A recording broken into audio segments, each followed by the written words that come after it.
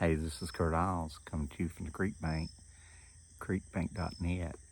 I'm sitting out in front of the old house. It's just about sunset. There's a flock of geese going over, headed south. You listen, you can hear them. And it's Veterans Day, and I want to tell you my favorite Veterans Day story. And this is from my new book, Where I Come From. It's called Lost at Sea. It's the story of a sailor named Milton Tinsley. If you go to Hopewell Cemetery near Dieter, Louisiana, out in the middle of the cemetery, you'll find a gravestone. All it says is Milton Tinsley, lost at sea. And I just made it my business to find out more about his story.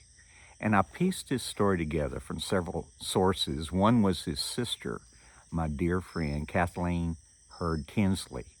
And she told me a lot of things about it. But in the age of the internet, I was able to find out a lot more about what happened to Milton Tinsley.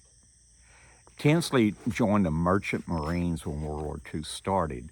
And the Merchant Marines are part of the Navy during wartime. And he was on a oil tanker that went out of Port Arthur, Texas in 1942.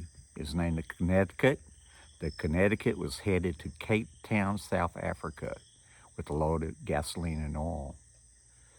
Out in the South Atlantic, it was attacked by a German PT boat named the Esau. And they torpedoed the Connecticut. And when they did, most of the men on board were killed. And there were only 22 that survived in lifeboats. Milton Tinsley was one of the guys that survived. They then took him aboard a submarine called the Michelle, and they had these 22 Americans and had to decide what to do with them. Well, Milton Tinsley had diabetes, and there was no insulin, and he'd been wounded in the attack, and slowly over the next day or so, he died.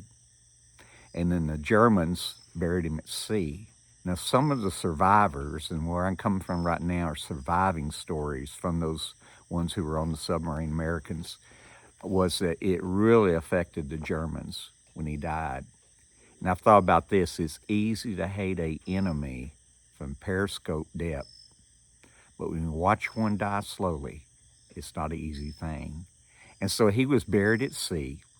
There's the exact spot where the ship sank, pretty close to where he was buried at sea. And then from there, the German ship went on, and it landed and let the American prisoners, for some reason, off in a Japanese POW camp in the Pacific. That's where these guys spent the rest of the war, and only a few survived, but the ones that survived to come back to America told the story of Milton Tinsley, a man from Dry Creek, lost at sea. I think it's such a shame that all it says on his grave is Milton Tinsley, lost at sea. But I think it's my job this Veterans Day to bring him back to life, tell you about his life, and it mattered. And he served our country, maybe not on a battlefield, but just as importantly, serving a country on the seas. I think about a saying as I close. It says, they have no grave but the sea. Milton Tinsley, lost at sea. You can read this story and more in our new book, Where I Come From. You can find it at Amazon. Just put in Kurt Isles, or you can go to our website at creekbank.net. I hope on this Veterans Day that you just really take time to thank God for the freedom we have. And if you happen to see a veteran with a hat on, you go up and shake his hand or her hand and thank him for serving our country. Okay? Well, the old house is behind me. That reminds me, we'll leave the screen door unlatched for you next time we see you. Goodbye now.